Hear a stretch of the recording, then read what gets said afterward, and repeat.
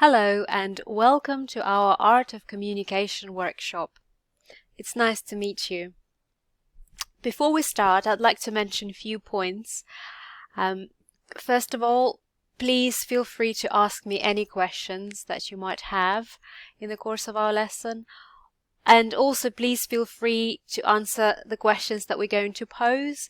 There are no wrong answers, so please be yourself and just enjoy. I'd like you to enjoy our lesson, so let's have fun together. So let me explain to you how our lesson will work.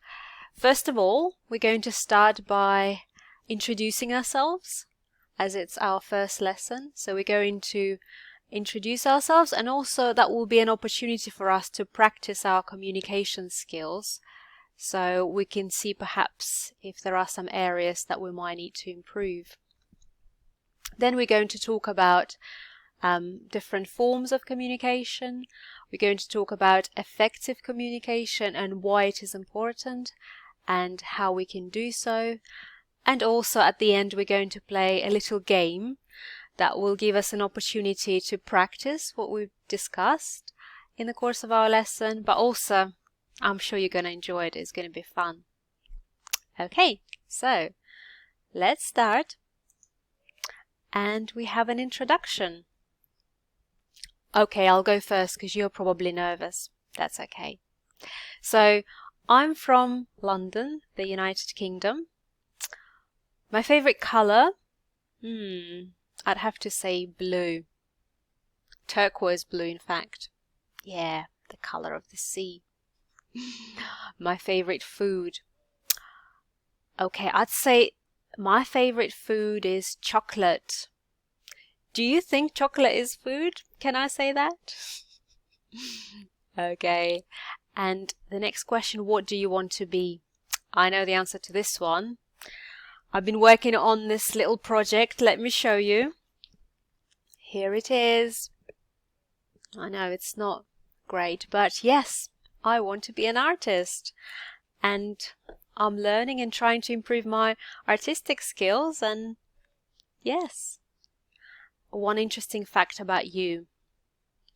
Yeah, it's always tricky because what's interesting for me may not be interesting for you. Well, I once saw a shark. It was a cat shark, and I didn't know that there are sharks called cat sharks, and they're very small, and actually they don't cause any harm to humans. So yeah, I was excited about seeing one of those creatures. Now it's your turn. Please tell us about yourself. Okay, well expressed, well done. So, without further ado, let us look into what is communication. Okay, here we have a little quote from the Oxford Dictionary. Let me read it to you. It's the imparting or exchanging of information by speaking, writing, or using some other medium. Okay, so, Now, thinking about this, we have a question. What are some forms of communication? Can you think of any? Speaking? Yes, that's very good. I'll give you a clue. Yes, I'm sure you have one of those too. Yes, mobile phones. Okay, well, let's see if there are any more. Let's look at our next slide. Here are some more forms of communication. Would you like to read for us? Conversation face to face, that's right. Email, that's right. Skype, Zoom, FaceTime, very good. Phone, TV, radio, very good. Letters, music, art, report at school, yes. Body language. Yeah, so which forms of communication do you use? Do you use emails? Okay. Have you used Skype and Zoom? Yes, that's right. Now let's think about this one, body language. Why do you think body language is also one of the forms of communication? Yes, because you can express what you think through your body language. For example, can you see what I'm trying to communicate to you now?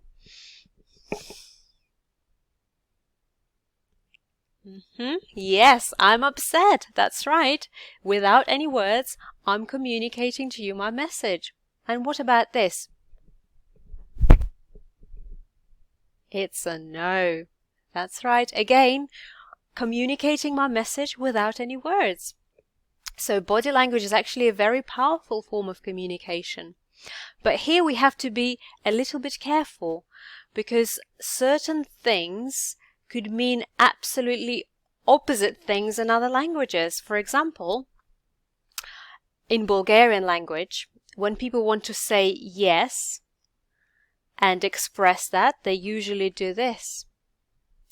And the no is this. Yeah, so imagine what trouble you can get into if you get one of those wrong. That's right. Okay, so, we said that there are different forms of communication. Now, let's talk about effective communication. In your opinion, why is it important? Why do we need to ensure that our communication is actually effective one?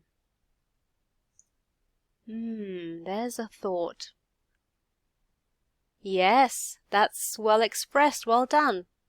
People could sometimes misread us or get the wrong message. That's right. In fact, I don't know, have you heard about Albert Einstein? He's a very famous physician. Here's his picture. And this quote, I really like this quote of his because, yes, I think it is exactly true. Would you like to read it for us? If you can't explain it simply, you don't understand it well enough. Now there is a thought. So, if we don't express ourselves in an effective, simple way that others could understand exactly what we mean, what might happen is that they might think that we don't actually know what we are talking about. Imagine. So, effective communication and expressing ourselves in such a way that it would be easy for people to understand is very, very important. In fact, here we have a definition of the term of effective communication. Let me read it to you. Effective communication is a process of exchanging ideas, thoughts, knowledge, and information in such a way that the purpose or intention is fulfilled in the best possible manner. Okay, so please tell me, how do you understand this? Yes, so in other words, we communicate all the time, whether we're aware of it or not. Our body language, what we say, what we write, but that doesn't necessarily mean that our communication is effective. We need to ensure that it is, and that the message is understood correctly, and that's the very message that we're sending to people. Okay, so now we got to the point where we can now talk about what if the communication is not clear? We covered it slightly in the previous slide, but what do you think? What happens if the communication is not clear? We've got some pictures that might help us. What does this mean? Yes, might not be understood, or people might not understand what exactly we're trying to say or achieve. Okay? Might be confused. We might confuse them or mislead them. They might get angry. Oops, yes, angry, or we can upset them. Indeed. Or they can just lose interest in communicating with us further. So, effective communication is very, very important. Now, to practice that a little bit, we have a little game. I will explain to you in a minute how it's played, and it will give us an opportunity to see how effectively we communicate with each other and if there is a room for improvement. Do you think we should try that? Okay, let's see.